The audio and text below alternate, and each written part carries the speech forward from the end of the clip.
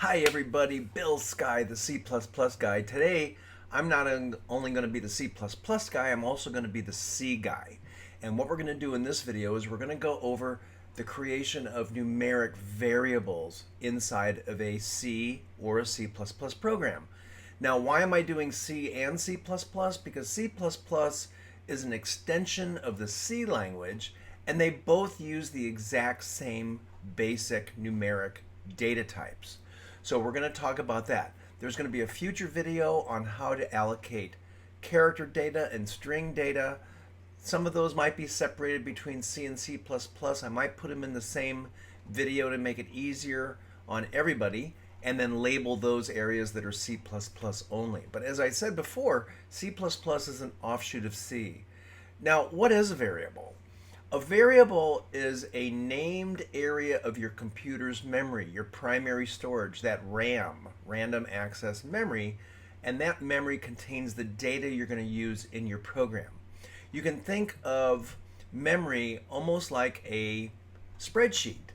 And in this spreadsheet I'm showing right here, you can see that each cell is a byte in memory, and each cell has an address. It has the row and column where it can be identified and found inside of the spreadsheet. Now, what's a byte? Well, a byte is the smallest amount of data that you can access at any time in your memory. So for instance, one character, one ASCII character like the letter A or the letter B, that can be stored in a single byte.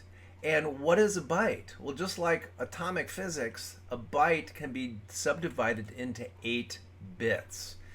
Each bit is an on or off statement. Now, if you look at my playlist, Bill Sky, the Assembly Guy, you can take a look at the binary number system video that I have out there, and that really explains what the binary number system is. You're not going to really need it for this course, but you will need it in your computer science endeavors. So to continue the discussion of memory, unlike a spreadsheet, real primary storage, real memory, is just like a big long line or big long row of these bytes, and each byte has an address. And the address is just a numerical position starting at 0 from the beginning of the memory chip, or chips for that matter, to the very end, much like the address on your house. Each house, each byte has a separate numeric address, so it can be found very easily. So let's get into creating variables in our C and or C++ program. Now what I've got here is I've got my Eclipse running on Linux. Now this is one of the things I love about Eclipse. It is available on all operating systems. It's relatively easy to use for what we're going to do it for. And it also makes it very easy to add additional files to our project. Instead of just having one source file, we can have additional files. So I'm going to go ahead and I'm going to create a new project. I'm going to make it a C++. Now if I want to, I can make it a C project, but I'm going to make it a C++, and almost everything we're doing in this program or in this video, you can do in a C project as well. I will list those things that are a little bit different. So I'll say next, I'm going to say, oh, by the way, before any of you ask or wonder why am I wearing a baseball cap, well, first of all, it's just been a bad morning. I've got a bad hair day, right? It has nothing to do with the fact that, I'm losing my hair. Well, okay, fine. It does have something to do with that. But I just decided to wear a baseball cap. Maybe I'll wear a different baseball cap every video from now on. This one has Mickey Mouse on it. So we'll see. So let's go ahead and create a project. I'll call this one Numeric Variables 101. Make it Hello World. In this case, it's Linux GCC. That happens to be the compiler that is installed on Linux. For you, if you're on Windows, you should select MinGW GCC. If you're on a Mac, I believe it's Mac OS GCC, so you should pick the tool chain that's appropriate for your operating system. And I'm going to turn off release and finish because we don't really need the release version. Okay, so we'll open up the C++ perspective, and there's our little program.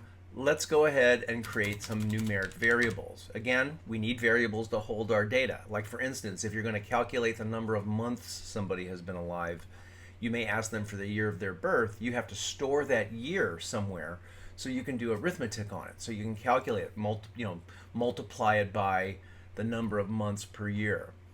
So let's go ahead and create some. Now the first thing you need to know is how do you name a variable? Well, a variable must begin with a letter. It can be with a lowercase or an uppercase. So it must begin with a letter. There can be no spaces in a variable name. So I'll say a variable name. That is an invalid variable name because it has spaces. So you can get rid of the spaces. If you really want to have spaces, you can put underscores. That's another one. The other thing you can do is you can have numbers in your variable names. They can't be the first character of a variable name. You can't have a number. Like for instance, I cannot do this, but I can put it intermixed with the letters. Now, before the variable name, you need to create a data type. What is the type of data that this variable is going to contain?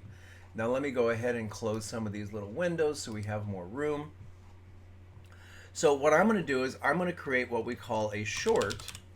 And a short in both C and C++, that's a short integer, which means it does not have a decimal point, it does not have a fractional component. And I can just end that statement by putting a semicolon. Now, a short can have a value of negative 32,768 to positive 32,767. So there's a range because a short only takes up a certain number of bytes. And I believe that a short is 2 bytes in length. So it can't be, if you're going to be using very, very small numbers, like the number of months in a year, a short is more than fine. Now that is a signed short.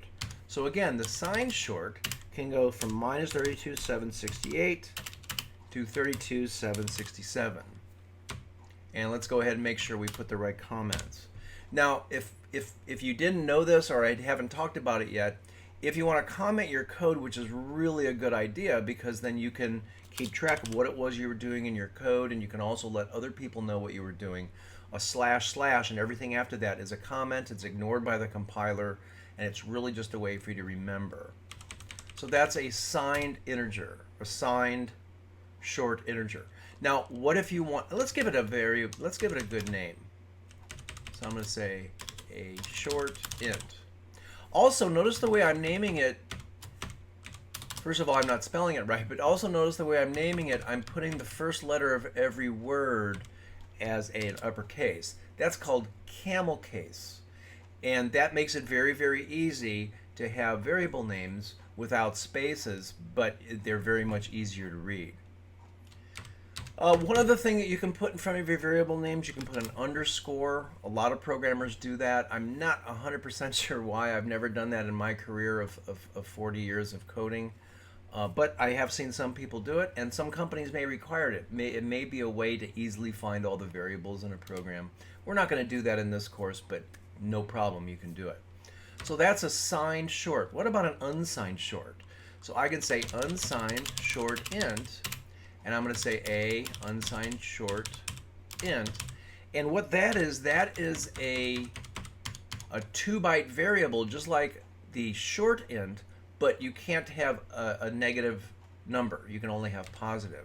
So the range of that is 0 to 65,535. So if the numbers you're going to put in that variable are only going to be between 0 and 65,535, an unsigned short would be even better than a signed short. Okay, now how do we actually put data into that variable? Well, all we do is we say a short int equals minus 100. So now 100 has been put inside of that variable.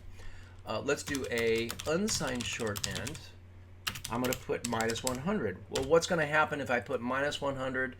You're going to get unpredictable results. It's not going to be a valid number because an unshort int cannot take a negative number. So we need to put a real number, a real positive number in there. Now, what if I put a fraction? If I put a fraction into an integer, that fraction will simply be cut off. So it's a waste of time. It's not going to hurt anything, but it's going to, if you really meant to make it into a floating point, well, they're going to talk about that in a little while. And notice how every line is ended with a semicolon. Now, something else that you can do when you define your variable, like on line 14, you can give it an initial value. And I strongly recommend that every time you create a numeric value, you give it an initial value. And if you don't have an initial value for it because you just don't know what's going to be in that variable, you make it as 0.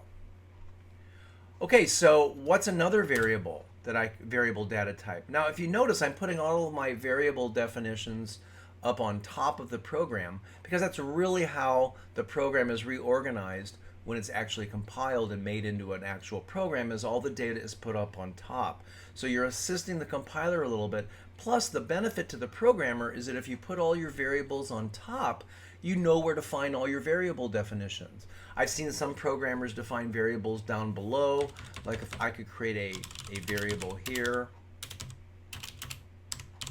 However, that variable is not available above because it hasn't been defined yet. It's like trying to go move into a house that hasn't been built yet. It just isn't possible. So this is actually what I consider pretty bad programming. It's always a good idea to put all your variables up on top because you know where they're all defined. So let's create another data type. This is going to be an integer. This is not going to be a short int. It's going to be an integer. I'm going to call this a int, and I'm going to give it a value of 0.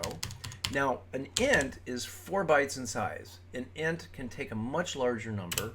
So an int can be minus 21, 474, 83, 648 to 21, 474, 83, 647.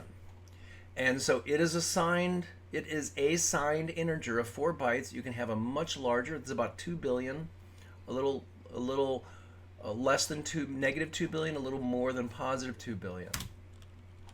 You can also say unsigned int, a unsigned int, make that equal to 0. Now an unsigned int is going to have a much larger positive range. So an unsigned int can be 0 to 42, 940. Oh, what am I doing? What am I doing? My cursor went crazy here. Okay, so that can be 0 to 429, 496, 725. Now, if you wonder what I'm doing, I'm actually looking at these ranges in my notes because I don't keep track of all of this. I just, I have a lot of notes where I keep all of my coding information on how to code, and you're never going to remember all of this. Let's make sure. 429, 496, 429, 496, 7295, 7295. There we go. So a little bit over 4 billion, and that's what can be stored in 4 bytes. Some other ones. Let's do one called a long int. Now a long int, on a lot of compilers, especially 32-bit compilers, they also only are negative 2 billion to positive 2 billion, like you see up here on a normal int. However, on a 64-bit compiler, it could be anywhere from, this is a very long number, and let's see if I can just copy and paste it. So that's going to be a negative, pretty big. That's going to be a negative, that's a 9, what is it, xenobytes, to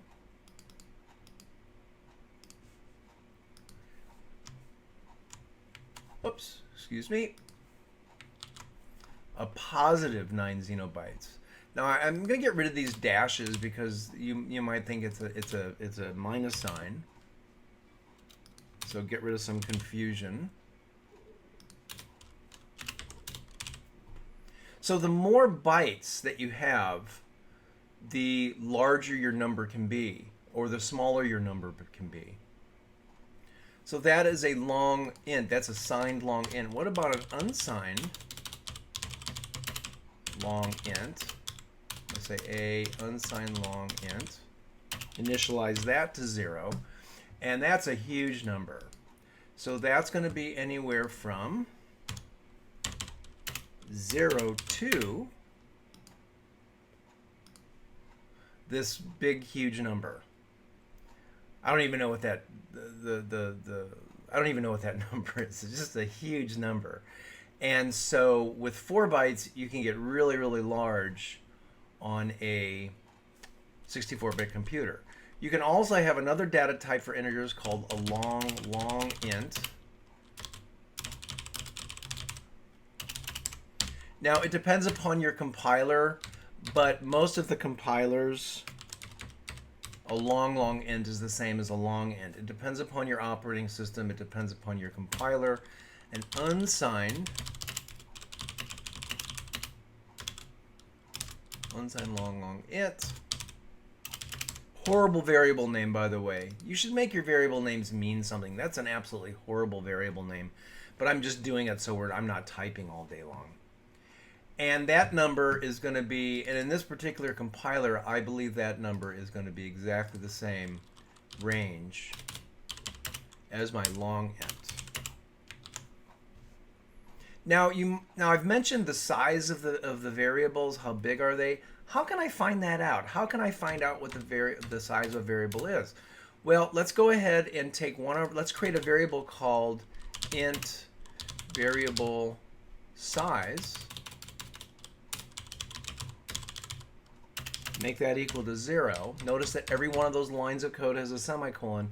Oh, and you don't need a semicolon at the end of your comments. You're doing just fine if you don't have that. So I want to know how big each one of these are. So I'm going to say variable size equals, there's a really neat little function called sizeof. You put an open parenthesis there, and I'm going to say short int.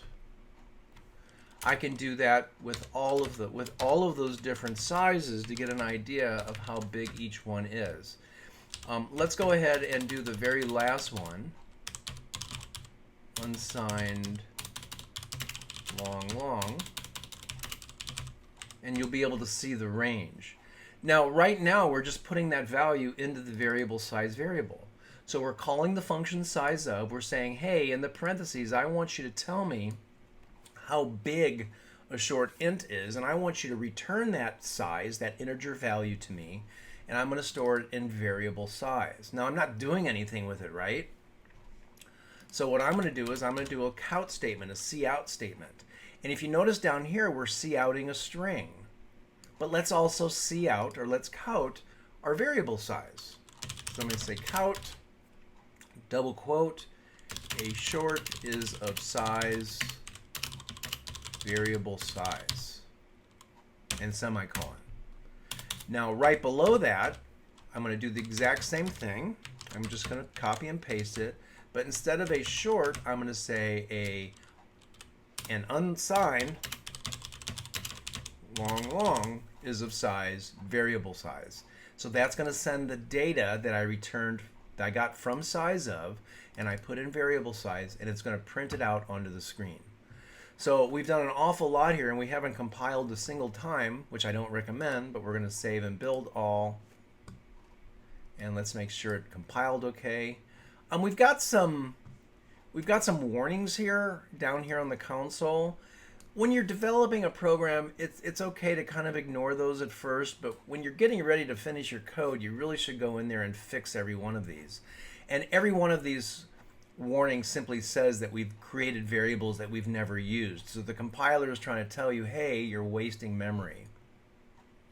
Okay, so, but it did build okay. It said build finish with 0 errors. So we're okay. So let's go ahead and run this. I'm going to click on my source code, press the play button. Now, the first time I run this program, it asked me, should it be a C++ application? In this case, should it be a Fortran? Why Fortran? Because I installed Fortran support on my Eclipse here.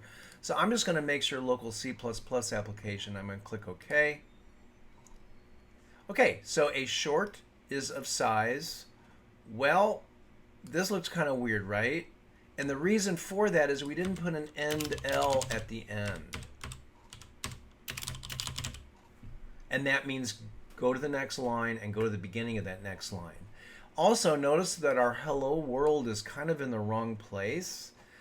So I'm going to move that by cutting and pasting it up here on top after all of my variable definitions.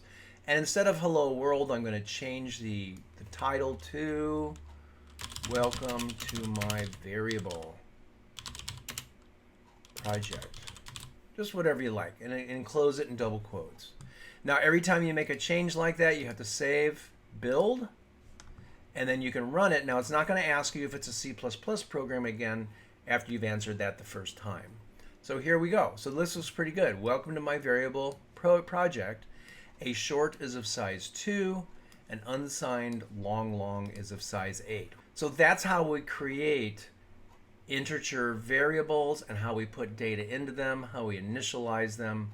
And the next thing I think we should do is let's move on to floating point. Hey there, so now let's create some floating point numbers. Now, what is a floating point number? A floating point number is a number which includes an integer and a fractional portion, a decimal point with a fractional portion.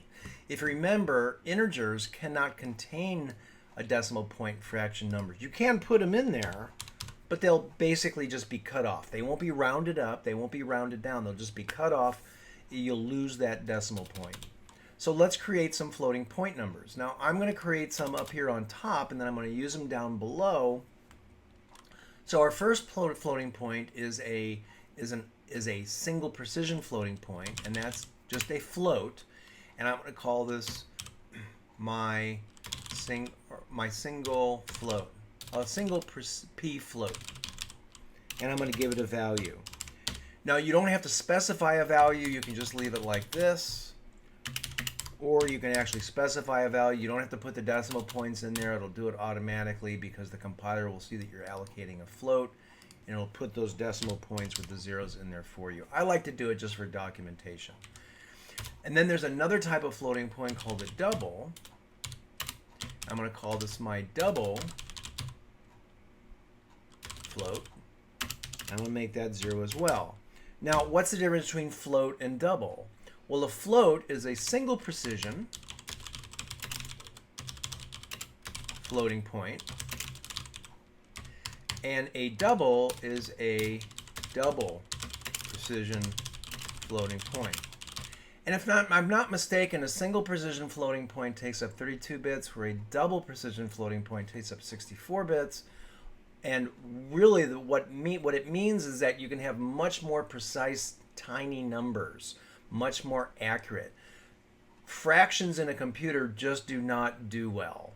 They're not really represented. All of them are not representable in perfect form.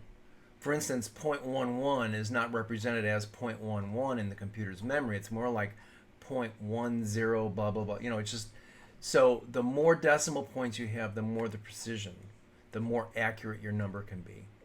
So that's a double precision floating point. And then there's also a long double.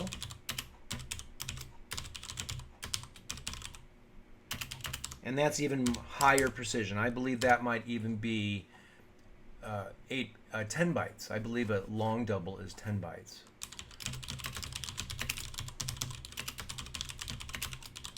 And just like every other variable type, let's actually save and build this because I'm getting a funny little warning here. Let's make sure it's not an actual compiler problem. Oh, forget the semicolon. I love it when I make mistakes like that because everybody learns from them.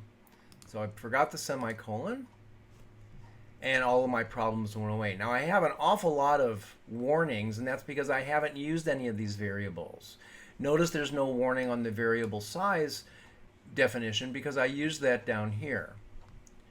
Okay, so now also in my size of down here, I use the data type. You can also put the variable name in. So let's take a look at what each one of these are. Now, because the code is running off the top, as I scroll down, I'm going to make my editor a little bit wider or longer. And I'm going to, oh, also something else I'm going to do. Instead of assigning the size of result to a variable size, I'm going to say count a float is of size. And instead of putting that size into variable size, I'm just going to just say size of my single precision float. And because my single precision float is a floating point, it's going to give me the size of a floating point. I forgot my little streaming character there. Let's save and build it. And let's do the same thing with my other ones. Now I'm just going to go ahead and copy and paste my double. And I believe my variable name was my double float. And the next one is my long double. I'm going to say my long double float. All right, we're going to save and build that. Notice how the warnings went away for those two variables. You would see the little question mark there because we actually used those variables down here. Okay, we built it. Let's run it, and we can actually see how big each one of these are. Wow. So a floating point, a single precision, is just 4 bytes, and that was 8 bits times 4. That's 32 bits. A double float is 8 bytes. That's 64 bits. And a long double is of size 16, which is a lot of bits. Now, again, the reason why you would use a larger float is because you need more accurate numbers. You've got very, very, very, very tiny numbers, and you need that accuracy. For most of us, you and I, we're going to be dealing with numbers like bank account amount and balance number and transaction values and things like that. Pretty much all we need is a floating point. So if you're just going to be doing 2 decimal places, a float is fine, and you're also saving a lot of storage space. A double, that's a pretty common thing to use. You're using twice as much space as a float. So if you have a small computer, if you're going to be doing something with a very, very small operating system with a very, very small amount of memory, you might want to stick with float. But each one of those has a different size. Also remember that just like with our integers, you can also change the values of our floating point numbers, and then you can print those values out. And now we saw how we changed the value of variable size by calling sizeof function, but I can also do this. I can say my single p float equals 123.45. My single p float, oh, that's my single. Let's do my double float equals, I can put a bunch of numbers in there, a bunch of decimal points. Let's do the same thing, and let's see if we can see an accuracy issue come up. So I basically have the exact same 2 numbers, one in the float and one in the double, and now let's count them. Value of my single p float, my single p float, and let's do the same for double float. Thank goodness for copy and paste, right? Let's save and build it, and let's run it. Well, it just so happens that the compiler has shortened it down to 3 decimal digits. There is a way, and it did round it up, there is a way to force more decimal digits, and we'll talk about that when we get into output formatting. But they look pretty much the same. So if you've got a number like this and you're really only going to be using the first 2 or 3 decimal digits, go ahead and just use a float. Nothing in this program that we've done is different from C other than, and let me identify those things. In C, you do not have IOStream or using namespace std, but all of these data definitions, as you can see down here, all of these data definitions actually are the exact same in C as they are in C++. The main is the same in C and C++. All of these variable definitions are the same. Assigning values to variables are the same as in C. The other difference between C++ and C is you don't use the C out. You would use the printf instead. So, and you're going to learn about that in my C playlist. But sizeof is the same, using variables is the same. All of the important parts of this program are the same as in C. The difference is just how we're printing things out onto the screen. And in the C playlist, when I have a formatting output video, I will put those specifications in there. Also, the return 0, the close brace, everything is the same as in C. Okay, so that is the end of this video. We went through how to create different size doubles or floating points, also different size integers. I showed you the sizeof function, allowing you to print out the size of each variable or each data type. I showed you how to use the cout to print out a string, and then the size of it, of each variable, or the actual value in each variable. Hope to see you at our next video.